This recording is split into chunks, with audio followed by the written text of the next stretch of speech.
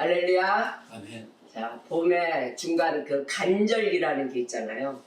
이제 봄이 없어지는 경향이 많다고 합니다. 겨울에서 여름으로 곧바로 넘어가는 간절기들이 많아져서 이제 공해 뭐 이런 걸로 인해서 오존층들을 많이 파괴했죠. 우리가 이 세상을 하나님 건데 하나님 걸 빌려 쓰면서 우리가 잘 빌려 써야 될 것입니다. 깨끗하게 쓰고 청결하게 쓰고 또 썼으면 제자리에 갖다 놓는 그러한 성도들이 되셔야 될 것 같습니다. 자, 오늘의 말씀으로 은혜 받기를 원합니다. 오늘의 말씀은 에베소서 5장 8절의 말씀입니다. 너희가 전에는 어둠이더니 이제는 주 안에서 빛이라. 빛의 자녀들처럼 행하라. 아멘. 아멘. 자, 빛의 자녀라. 우리는 빛의 자녀입니다. 아멘. 자, 우리가 그전에는 어디 있었죠? 우리는 사탄이라는 그 어둠의 권세에서 구원을 받은 거예요. 그래서 이 구원을 받고 빛의 자녀가 된 자들이에요. 맞습니까? 아멘. 그래서 우리에게는 빛에 거할 뿐만 아니라 이 세상의 빛으로 어두운 세상을 밝혀야 될 것입니다. 우리에게는 그러한 의무와 책임이 있습니다. 그걸 책무라고 그러죠. 마태복음 5장 14절에서 16절에 이렇게 말씀하셨어요. 너희는 세상의 빛이라 산 위에 있는 동네가 숨겨지지 못할 것이요 사람이 등불을 켜서 말 아래에 두지 아니하고 등경 위에 두나니 이러므로 집안 모든 사람에게 비추느니라. 아멘. 아멘입니다. 바로 이같이 너희 빛이 사람 앞에 비치게 하고 그들로 너희 착한 행실을 보고 하늘에 계신 너희 아버지께 영광을 돌리게 하라. 아멘. 아멘입니다. 자, 그러면 우리가 빛의 자녀라, 빛의 자녀로서의 이 땅에서 해야 할 행무. 우리가 한때는 어둠이었다 그랬어요. 주님을 만나기 전에, 구원을 받기 전까지는 이미 어두운 곳에서 살고 있는 어둠의 동지들, 아니 어둠 그 자체였습니다. 그래서 예수 그리스도와 연합함으로 인해서 우리들은 이제는 빛입니다. 아멘입니다. 그러므로 이 빛은 빛의 역할을 해야 되기 때문에 전에는 어둠이다니 하고 이 말씀을 봐야 돼. 전에는 그랬더니 그 전에는 우리의 그 행실에 대한 말씀이 어디냐 봤더니 로마서 2장 19절에 이렇게 얘기했어요. 전에는 요거는 제가 넣은 거예요. 2장 19절에 맹인의 길을 인도하는 자요, 소경의 길을 인도하는 자요, 어둠에 있는 자의 빛이라. 전에는 저와 여러분이 그랬다는 거예요. 맹인의 길을 인도하는 자요, 어둠에 있는 자의 빛이라. 그러더니 이제는 어떻게 되냐? 예수 그리스도와 연합이 되더니 이제는 데살로니가전서 5장 4절에 형제들아 너희는 어둠에 있지 아니하며 아멘. 그날이 도둑같이 너희에게 임하지 못하리라. 아멘. 아멘. 이제는 그 어둠이 도둑같이 임하지 못하리라는 것입니다. 이 말씀을 볼 때 성도는 우리가 이 모두가 성도는 하나님을 닮아가는 선별된 생활을 해야 된다는 거예요. 그래서 적극적으로 추구해야 됩니다. 축구가 아니죠. 아직도 감기가 이렇게 오래가요. 입술이 다 부르트고 코는 아예 그냥 아직 덜 떨어졌습니다. 오한은 조금 떨어졌어요. 열 나는 거는요. 자, 여러분들도 독감 주의하십시오. 성도는 다시 시작합니다. 성도는 하나님을 닮아가는 그러한 선별된 생활을 해야 된다는 거예요. 적극적으로 해야 된다는 거예요. 그냥 대충 해서는 안 돼요. 내가 좋아하는 것만 골라 먹는 그런 편식 생활을 같이 골라서 해야 된다는 것도 아닙니다.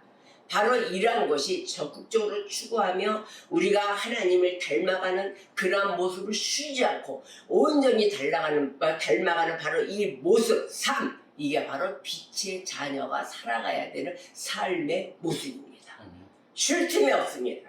자, 그렇다면은 우리가 이러한 생활을 했을 때 믿음이 없이 될까요? 믿음이 있어야 이러한 생활을 합니다.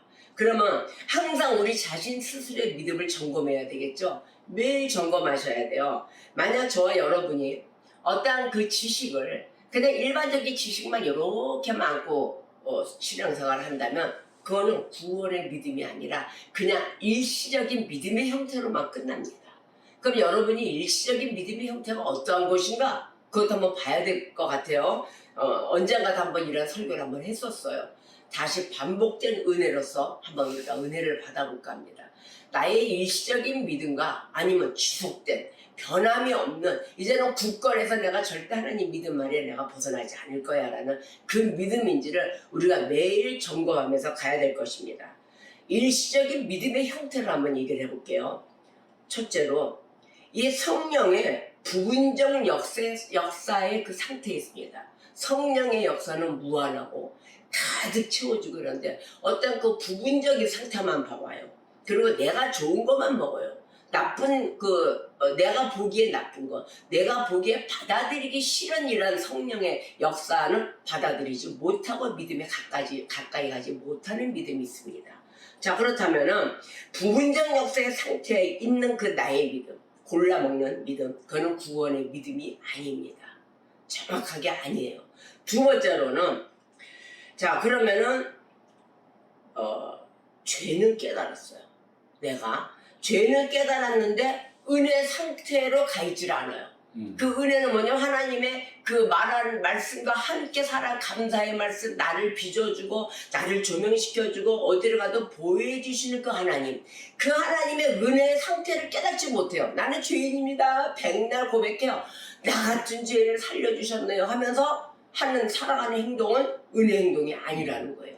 바로 이런 행동들, 깨닫지 못한 것, 이것도 돌아보셔야 될 것입니다. 즉 말하자면 자신의 죄에 대해서는 아파해요. 아파하고 근데 그렇게 내 죄가 왜 이렇게 아프는데 슬퍼하지는 않아. 거기까진 가지 않아. 아픈 건 아픈 거고 뭘 슬퍼. 바로 이러한 믿음. 그러한 믿음 때문에 은혜의 상태에 가지 못하는 거예요. 내 자신에 대해서 애타하고 내 모습에 대해서 부끄러워하고 뭐 이러면서 죄사함의 길에 있어 아버지 앞에 나와 회개의 모습, 아버지 내가 이러한 모습이 참으로 취했군요 라고 실토하는 그런 믿음이 되어야 되는데 그 믿음까지는 가지 않는다는 거예요. 슬퍼하지도 않는다는 거죠. 그냥 안타까워한다 그러죠. 우리가 안타까워하는 정도의 그 수준만 가 있다는 거예요. 이거 역시도 구원의 믿음의 상태가 아닙니다. 자, 셋째로 보면은 심령이 차워요. 심령이 그 냉랭한 사람 있죠. 뱀같이 차다 이런 표현들을 해요. 어쩜 그렇게 냉정하고 자기 거 내가 살아가는 것만 챙기는 사람이 있어요. 저도 제 측근에 있습니다. 자, 그런데 이 심령이 차갑고 영적으로 부주의합니다. 영적으로 부주의한다면 바로 이것은 구원의 믿음이 아니에요. 구원의 믿음에 있는 자가 아닌 거죠. 성령은 따뜻합니다. 그리고 우리가 매일의 사랑을 베풀기 때문에 사랑이 찹니까? 여러분, 사랑은 뜨겁습니다. 사랑은 아주 불같은 그 뜨거움은, 그 강도는 어떻게 온도를 잴 수가 없어요. 예수의 불같은 사랑을 우리가 받은 성도이기 때문입니다. 그렇기 때문에 이 심령이 차가울 수가 없어요. 아주 냉랭한 뱀같이 계산적인 사람이 있어요. 너가 나한테 줌으로 인해서 나도 요만큼만 줄 것이야. 먼저 줄 줄을 몰라요. 또 그런 사람들은 바로 이런 구원의 믿음에 있지 않는 사람들, 바로 주 예수 그리스도의 사랑이 없는 것이죠. 네 번째로는 자기 자신의 가장 가까운 사람이 누구입니까? 가족입니다. 바로 그 가까운 자신의 가족에게 전혀 그 성도로서의 영향을 주지 못해요. 내가 복음을 받아들이고 은혜 받은 자로서의 그런 모습을 보여줘야 되는데 구원의 삶의 모습이 보이질 않아요. 이제 결여된 모습으로 자신의 가족에게도 인정을 받지 못한다. 바로 이 자도 구원의 믿음이 있는 자 아니에요. 그 왜냐하면 그게 아니에요. 나는 구원의 믿음이 있는데 그 가족이 믿음이 없으니까 나를 인정을 안 하는 거죠. 예수님도 예전에 그랬잖아요. 그 동네와 고향에서 인정을 못 받았더라. 그래도 막 비유를 해요. 그것이 아니라 내 자신에 대한 행동, 또 그 삶의 그 증거, 나타내는 그 믿음의 표식, 뭐 이런 생활이 나타나줘야 되는데 생활을 전혀 안 하고 있다는 것이죠. 성도로서의 생활을 빛의 자녀로 역할해야 되는데 그 전에 어둠이었던 그 모습 그대로 살아가고 있다는 거예요. 그러니까 방탕의 생활을 한다든지 뭐 음란의 생활을 한다든지 뭐 이러겠죠. 성령의 열매가 아닌 모습으로 육체의 열매를 맺는 모습으로 살아가는 그 모습, 바로 그 모습으로 살아가는데 가장 가까운 가족들이 보았을 때 영 전도가 안 되더라, 흡입이 안 되더라, 바로 이런 정도의 모습을 얘기하는 거예요. 바로 그 모습은 구원의 믿음이 아닙니다. 자, 그렇다면 다섯째 보면은 또 하나는 다른 사람의 죄에서는 날카롭게 지적을 합니다. 아주 누가 뭐만 하면 그거 뭐 이렇게 삿대질까지 해가면서 아니면 지적질 해가면서 막 그 다른 사람의 죄를 막 드러내요. 그러면서 자신의 죄에 대해서는 무디면서 모르는 척하고 넘어가요. 바로 이러한 모습도 구원의 믿음이 아니에요. 남의 눈에 티를 먼저 뽑으려고 하면 안 되겠죠? 내 눈에 있는 들보, 내 안에 들보부터 뽑으셔야 되는 것입니다. 자, 그러면 여섯 번째로 보면은 외모적인 모습으로 보았을 때는 상당히 바뀌었어요. 개혁이 되었어요. 그전의 모습과 다르게 아주 바른 생활을 하려고 그러고 모습도 정갈하게 됐고 지저분한 모습도 깨끗하게 됐고 뭐 이런 모습이 개혁이 되었어요. 그런데 그 안에 들어가 보니까 양심의 죄가 있는데 자기 그 죄에 대한 슬퍼함이 없어요. 여러분들 자신의 죄를 한번 돌아보셨습니까? 내 죄에 대해서 애통해 보셨습니까? 이런 나를 발견을 해본 적이 있으십니까? 바로 그랬을 때는 애통함이 나옵니다. 그런 슬퍼함이 없다면 아직 구원의 믿음까지 가시지 않은 거예요. 그냥 일시적인 믿음인 거예요. 마지막으로 일곱 번째 보면 우리가 신앙 고백을 합니다.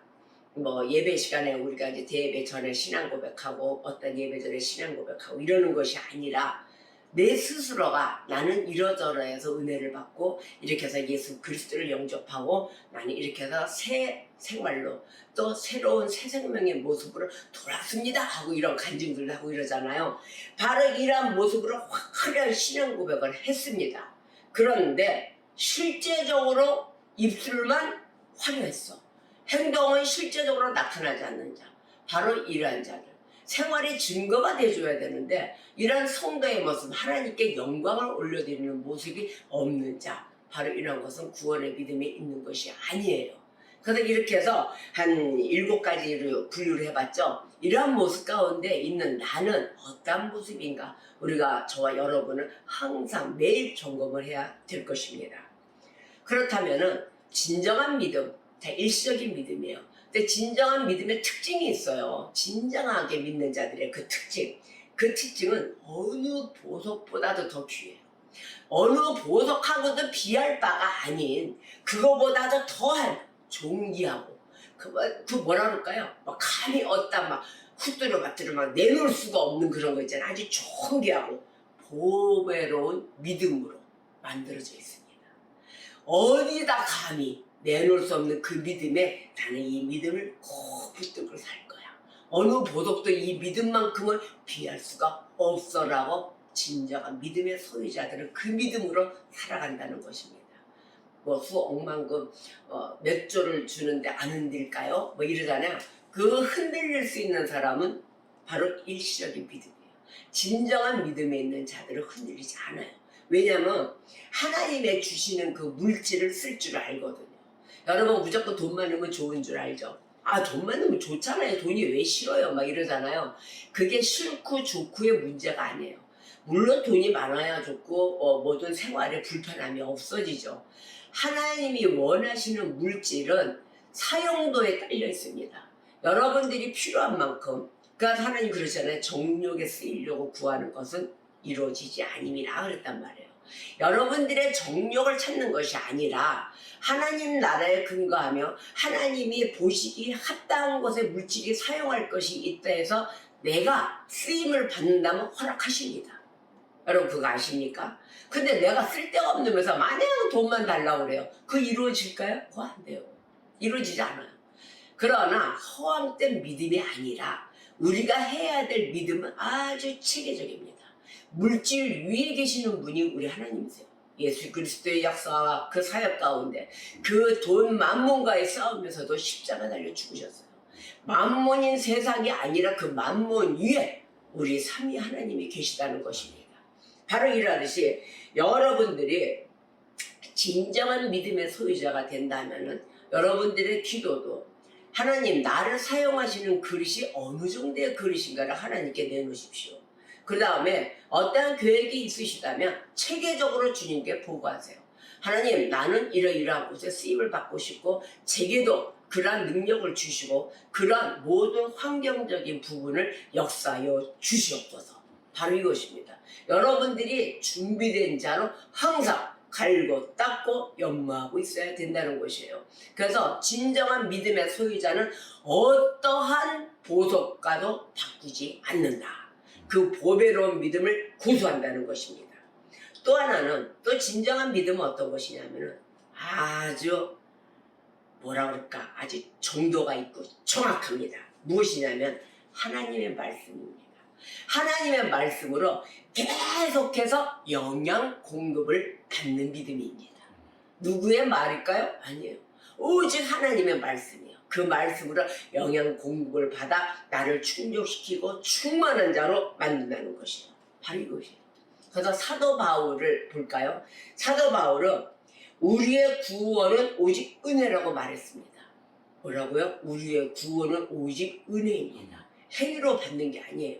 자, 믿음으로 그리스도 안에 있는 모든 그 구원의 유익들이 우리에게는 가능합니다.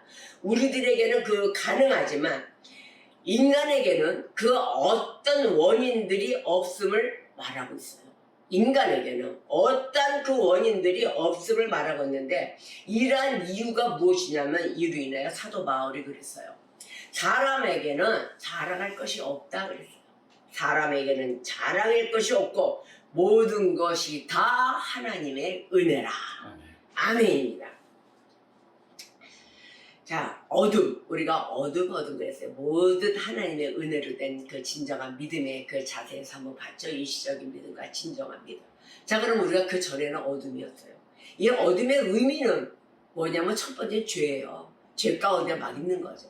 근데 이 죄가 왜 형성이 되고 있는지를 우리가 이 죄가 다 옳은 건 줄 알았단 말이에요. 그 왜 그럴까요? 무지에서 오는 거예요. 알기를 꺼려하고 배우기를 꺼려하고 그냥 오직 내 위주로 살아가는 그 무지 속에 있었다는 것입니다. 그게 바로 어둠이에요. 자, 그럼 어둠이 두 가지가 나타났죠? 죄와 무지. 무지 속에서 오는 죄. 이게 죄인지 우리가 그런 말 하잖아요. 똥인지 된장인지 모르겠다 이런 말을 하잖아요. 바로 그러듯이 죄인지 선함인지를 모르겠다. 무지 가운데 오는 것이라. 그러다 보니까 무지 속에 죄를 짓고 하다 보니까 어떻게 돼요? 내 고집을 주장하다 보니까 불신앙자가 된다는 거예요. 바로 이 세 가지가 죄입니다. 뭐라고요? 어떤 거라고요? 이 어둠. 그 어둠은 즉 어둠 이퀄 첫 번째 죄, 두 번째 무지, 세 번째 불신앙. 이게 한꺼번에 같이 몰아서 어둠을 가르치는 것입니다. 그러면 여기서 사도가 그 어둠의 구체적인 예를 들지 않았어요. 어둠은 뭐뭐뭐뭐다 이렇게 들지 않았어요. 그래서 어둠이라는 그 추상 명사로 바로 그 우리들의 그 이전의 그 상태를 표현한 것. 바로 이것은 우리들이 전에 그 가운데 있었던 어둠이 아주 컸었다는 거예요. 그 범위가. 조그만 어둠이 아니었어요. 너무도 큰 것이었어요. 그런 것을 보여주는 거예요. 오늘 본문 말씀 에베소서 5장 8절. 너희가 전에는 어둠이더니 이제는 주 안에서 빛이라. 그러니 어떻게 하라? 빛의 자녀들처럼 행하라. 아멘입니다. 그래서 이제는 주 안에서 빛입니다. 우리는. 그리스도 안에 있어서는 빛이라는 의미일 수도 있어요. 바로 이게 그리스도 안에서 있는. 그런데 그들이 그리스도로 말미암아 빛을 받아서 그리스도로 말미암아 빛을 받은 거예요. 우리가 혼자 받을 수는 없는 거예요. 받아서 신령한 지식, 그 지식과 믿음이 생겨 그 믿음과 우리의 순전함과 거룩함을 갖추게 되었다는 의미예요. 할렐루야 아닙니까? 신령한 지식, 믿음, 순전함, 거룩함, 이것을 갖추게 되었다는 바로 이러한 의미예요. 비친 것은 그리스도 안에만 있다고 되는 게 아니에요. 그리스도로 인하여 말미암아 우리가 그 빛을 얻었다는 것입니다. 그러면 이 빛을 얻었을 때 맺는 열매가 있을 거 아닙니까? 여러분, 그래서 빛의 열매를 맺어주셔야 돼요. 그래서 빛의 자녀인 행위를 할 수 있다는 것입니다. 첫 번째, 빛의 열매. 그리스도로 말미암아 우리가 하나님의 말씀과 함께 신령한 지식을 얻어 믿음이 생겼어요. 그때 바랄 수 있는 것은 이 빛의 열매가 주렁주렁 내 안에 형성이 된다는 거예요. 바로 그것이 성령의 열매입니다. 갈라디아서 5장 22절에서 23절에 성령의 열매를 말씀하십니다. 오직 성령의 열매는 사랑, 희락, 화평, 오래 참음, 자비, 양선, 충성, 온유와 절제. 바로 이 같은 것을 금지할 법이 없느니라. 아멘. 내 안에 이 열매가 다 맺어져야 돼요. 사랑은 좀 있어요. 조금. 기쁨도 있어요. 하나님께 매일 기쁨과 감사함으로 하나님의 은혜로 가득 차서 사는데 온유함이 없어요. 또 화평이 없어요. 누굴 봐도 불쌍한 자를 받아줄 줄을 몰라요. 딥다 인상 쓰고 자기 것만 순간적으로 막 나와요. 바로 그랬을 때 그 온유함의 열매가 없는 자기 자신을 발견하고 부끄러울 줄 알아야 됩니다. 그 다음에 인내가 없어요. 오래 참음도 없어요. 좀 기다려야 됩니다. A, B, C, C 이렇게 찾게 됩니다. 바로 이러한 모습. 그래서 양선, 충성, 온유와 절제. 우리가 이러한 성령의 열매를 꼭 지켜야 될 것입니다. 맺을 것이죠. 이제는요. 계속 찾아보십시오. 제가 어느 년가 한번 예배 가운데 참석을 해가지고 성도로서 앉아서 예배를 드릴 때 이 성령의 열매의 설교가 있었어요.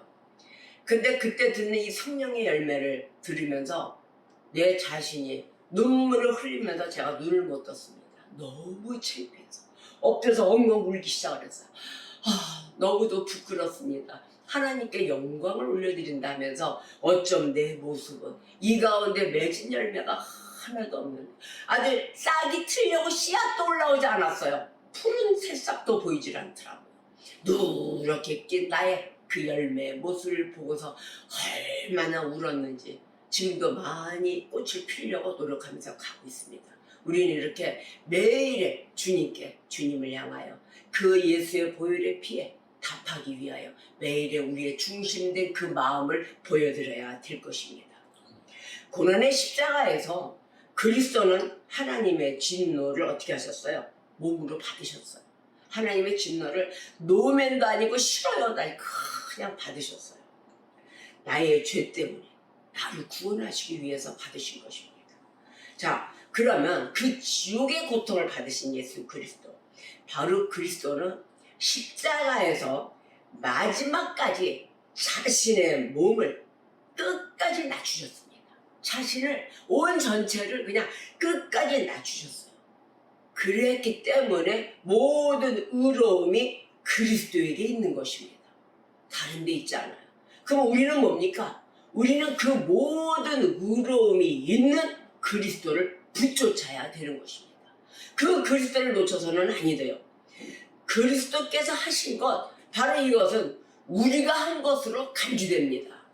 우리가 그분의 꼴을 먹고 그분의 물과 피로 거듭난 그곳에 주님을 붙잡고 주님을 영접하였기에 우리가 주님과 같은 꼴이 된다는 것입니다. 이러한 것에 하나님의 영광을 망쳐서야 되겠습니까? 바로 이러한 예수 그리스도, 그리스도의 구속이 우리에게 주어졌다는 것을 우리는 명심해야 될 것입니다. 우리가 그리스도에게 구속당함으로써 특별히 그리스도의 유익도 우리에게 주어집니다. 고난과 함께 유익도 주어지고 부활도 함께 일어나는 것입니다. 예수 그리스도와 함께 죽고 같이 살아가는 역사 아래 동참하며 하나님께 영광, 하나님께 찬양이요, 하나님께 감사하는 성도들 되시기를 주님의 이름으로 축복합니다. 자, 성령 하나님이 계세요. 성령은 성령의 역할은 하나님의 뜻을, 깊은 뜻, 하나님의 깊은 뜻을 알려주는 역할을 해주십니다. 도덕성을 회복시키잖아요. 도덕성을 회복시킴으로 인해서 사회를 변화시키려는 바로 이것, 그거는 고상한 목표예요. 고상한 목표이기도 하지만 또 그것은 그리스도가 교회에 두는 목적이 아니에요. 고상한 목적으로 사회를 변화시키라고, 이런 것이 그리스도의 목적이 아니에요.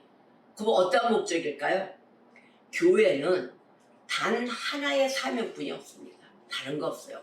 우리가 뭐 사회를 바꾸기 위해서 있다, 그게 아니에요. 내 자신부터 바꾸세요.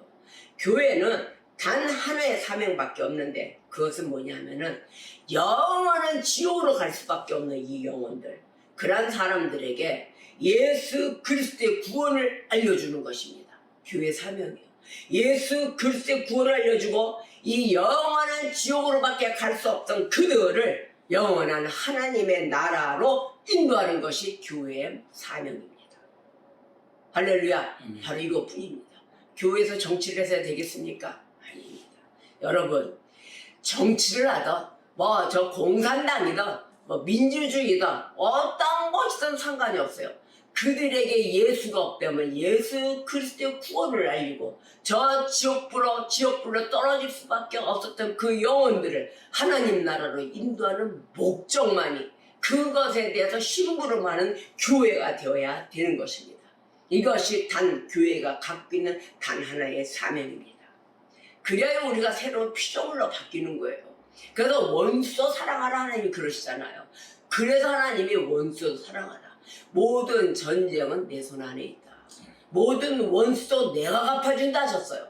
하나님이 다 하실 일이에요. 우리들은 뭐라 그랬어요? 원수도 사랑하고 내 이웃도 사랑하고 모두 다 사랑으로 안하라 그랬어요. 사랑하라 서로. 잘 안 되죠? 정말 미운 사람은 잘 안 됩니다. 그래도 우리가 그 하나님의 능력을 믿기에 하나님의 능력을 우리가 구해야 되는 것입니다. 하나님, 내게도 그 사랑의 마음을 주시옵소서. 저도 싫은 자 사랑할 수 있는, 원수도 사랑할 수 있는 그 마음을 내려주시옵소서. 기도해야 되는 것입니다. 우리가 새로운 이 피조물로 이렇게 만들어졌을 때 우리는 이후에 선한 행위를 가지게 됩니다. 바로 그 선한 행위를 가지게 돼 있고, 그리스도 안에서 새로운 피조물이 되기 전에는 그 어떤 선한 것도 할 수가 없습니다. 잠깐 쉬려겠습니다. 그래서 우리가 행위로는 구원받을 수가 없어요. 하나님의 계명을 지켜야 되는데, 하나님의 계명을 지키려면 어떻게 해야 되냐면, 알려주세요. 네, 알려드리겠습니다. 이 마음의 할례를 받아야 됩니다. 여러분, 입술에도 할례 받으셔야죠. 근데 입술에 할례가 안 돼가지고 뭔 막된 소리, 나쁜 소리, 하나님 듣기 싫은 소리를 막 해요. 인간이 듣기 싫은, 이 영혼이 떨리는 소리가 있다면 인간도 듣기 싫은데 하나님은 더 듣기 싫죠. 그런데 입술에 할례도 안 돼 있는 건 뭐냐? 마음의 할례가 안 돼 있기 때문에 입술에서 내 마음에 있는 소리가 나오는 것입니다. 그래서 첫 번째, 하나님의 계명을 지키려고 하시니까 여러분, 마음의 할례를 받으십시오. 마음부터 할례를 받으시고, 그러므로 여기에 비유되는 것이 있어요. 마음의 할례가 되지 않으면 하나님의 계명을 지킬 수가 없다. 그게 어디냐면 로마 교회를 보면 로마 교회는 하나님의 은혜에 대해서 행위로 준비해야 한다 이렇게 가르쳐요. 행위로, 너희가 선한 행위로 노동하고 선교하고 가서 도우고 쓸고 닦고 청소하고 이걸로 은혜를 받고 행위로 은혜를 구한다 이렇게 돼 있어요. 이 가르침은 잘못된 것입니다.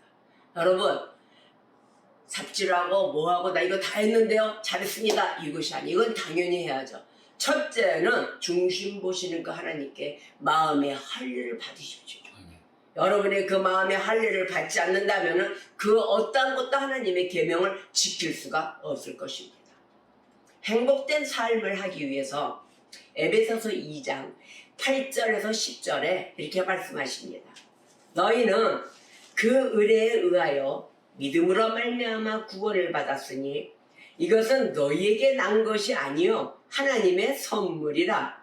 행위에서 난 것이 아니니 이는 누구든지 자랑하지 못하게 함이라. 우리는 그가 만드신 바라 그리스도 예수 안에서 선한 일을 위하여 지심을 받은 자니 이 일은 하나님이 전에 예비하사 우리로 그 가운데서 행하게 하려 하심이라. 아멘. 행복된 이 성도의 삶을 말씀해 주십니다. 우리가 새롭게 피조된 것은 선한 행위를 하게 하는 목적이 있습니다. 즉 새 창조의 역사이죠. 새 창조, 새 생명, 새롭게 만들어졌습니다. 우리는 중생했습니다. 이렇게 고백을 합니다. 하나님께서는 우리를 게으르게 살거나 또는 악을 행하는 것, 이것을 허락하기 위해서 새롭게 만드신 것이 아니에요. 우리가 대부분 보면은 예수 믿으면서 그 악한 짓하고 막 그 나쁜 짓하고 이런 것을 범죄하고 막 이런 것을 보면서 그것도 다 하나님의 뜻이야 뭐 이렇게 얘기를 쉽게 하는 수가 있어요. 그런 말씀에 뭐라고 했어요? 여러분, 예수 믿고 하나님께서 너는 이번에 이 역할은 악하게 하는 역할이야 이렇게 하시는 거 봤어요? 사탄은 사용하세요. 우리 믿는 자들을 위해서, 믿는 자들의 믿음을 더 돈독히 하기 위해서 욥에게 사탄을 사용하셨습니다. 보셨죠?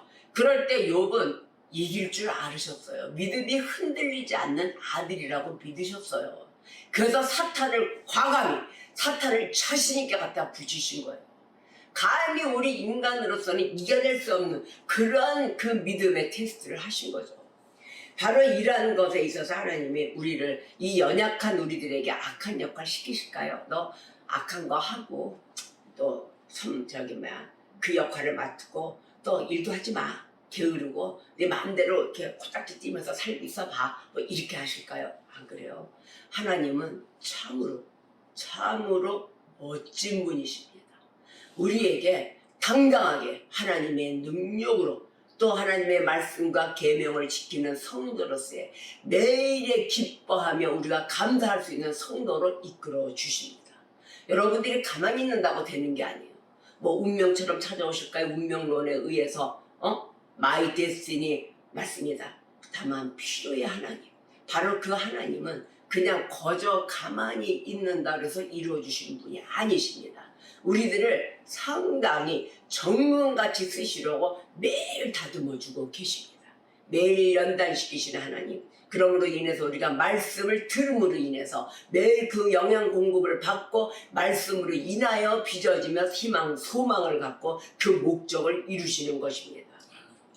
자, 하나님은 하나님의 아름다운 은덕을 그 나타내시기 위해서 우리를 어둠에서 건져내셨습니다. 하나님께 영광이에요. 이것은 우리를 위한 하나님의 은혜에 대한 특별한 목적이 있어서 우리를 건져내 주신 거예요. 여러분들을 그냥 패당개치고 그냥 심심하니까 건져내 주자 이게 아니에요. 우리에게 무엇이 있다? 특별한 목적이 있다. 그래서 우리는 어떤 준비로 매일 쓰임받기 위한 그러한 준비적인 태세로 갈고 닦고 준비하고 있어야 되는 것입니다. 마음가짐에 마음이 할례를 받고 오늘도 다 빛의 자녀이기 때문에 하라 그러잖아요. 바로 그러한 모습으로 갖추셔야 되는 것입니다. 그래서 우리는 하나님을 향해서 그 하나님의 거룩함을 나타내야 되는 것입니다. 하늘에 계신 아버지를 영화롭게 해야 하는 것입니다. 할렐루야. 자, 새로운 창조의 그 역사에서 하나님께서는 우리의 그 심령 속에 거룩한 씨를 심어 놓으셨어요. 따라서 우리는 그 어둠의 그 생활에서 벗어나 이 우리의 마음, 이 마음과 생활에서 하나님의 영광을 나타내게끔 하셨잖아요. 바로 그렇게 해서 살아야 되고, 바로 이 행한다는 것, 우리가 바로 행하면서 믿음에 의해서 행해서 나타나는 거죠. 이 행한다는 것은 여기에 무엇이 표현되어 있냐면은 모든 행동과 모든 언어가 들어있습니다. 뭐가 들어있어요? 모든 행동, 모든 언어예요. 이걸 포함하는 것이에요. 그랬을 때 진정한 구원의 은혜가 있다면 언어 생활이 달라지는 것입니다. 그래서 언어의 그 단어 우리가 쓰는 거 고귀하게 써야 되고 좀 고급스러운 단어 뭐 이런 거 있잖아요. 그래서 하나님은 어떤 얘기를 다 알아들으세요. 어떤 그 의미를 표현했더라도 그래도 우리가 대중성이 있는 나타남의 복음을 증거하는 자로서는 하나님의 용어로 멋지게 언어 생활을 해야 될 것입니다. 그래서 뭐 고급스러운 단어 이것이 아니고 마음을 다한 언어 생활이 있는 것입니다. 나쁜 욕 뭐 이런 거 써서는 안 되겠죠. 그래서 지난주에는 어떤 그 노인 부부들이 싸움이 났어요. 그 부부들은 80이 넘으셨어요. 그런데 그렇게 아직까지도 힘이 넘치셔서 싸움을 하십니다. 근데 싸움 가는 와중에 좋은 소리만 오고 할까요? 어머 이분이 왜 그러세요? 어머 이 사랑스러운 분이 이럴 수는 없죠. 이러고 싸움할까요? 그거 아니죠. 야 이 XX 막 이러고 싸움할 거 아닙니까? 이단 옆차기 막 서로 무언이 받거니 그러다가 이제 하루를 넘기지 말아야 딱 얼른 반성문을 쓰십니다. 나쁜 욕을 한 할아버지가 이번에는 할머니한테 썼어요. 그전에 할머니가 막 할아버지한테 나쁜 소리를 하더니 이제는 거꾸로 할아버지가 되려 할머니한테만 나쁜 소리를 하세요. 할아버지가 하루를 다 썼어요. 앞으로는 나쁜 말, 하나님이 싫어하시는 말 다시는 안 하겠습니다 하고 딱 반성문을 써서 그 할머니 방 앞에 약속 이래가지고 딱 해놓으셨답니다. 바로 이러한 모습. 자, 우리는 믿음의 증거를 표현해야 돼요. 얼마나 좋습니까? 우리가 뭐 맨날 좋은 날이 있는 게 아니겠죠. 물론 어두운 날도 있고 하지만 그 믿음에 있는 자라면은 속히 새로운 피조물이 되셨다면 우리의 믿음의 행위는 이렇게 증거로 나타내야 되는 것입니다. 할렐루야. 그래서 영적인 그 생동감 있는 믿음으로 새로운 피조물이 되었다는 것을 나타내줘야 돼요. 이것이 바로 하나님의 영광이에요. 마음이 할례가 되시고 언어의 표현에도 할례가 되시고 입술에 할례 받고 육신의 정욕을 물리치는 모습으로 새로운 피조물이 되었다는 것을 매일 나타내며 하나님께 영광을 올려드리고 믿음으로 성숙된 자가 되시기를 주의 이름으로 축복합니다. 성령으로 예수 그리스도의 세마포로 옷을 입고 출발하며 다시 한번 고난 가운데 또 그 고난 뒤에 부활하시는 그 주님과 함께 우리도 같이 부활의 역사 아래 새로운 새날에 매일의 새로운 피조물이 되어 하나님께 감사와 찬양과 영광을 올리시기를 우리 주 예수 그리스도의 이름으로 축복합니다. 아멘. 기도하시겠습니다.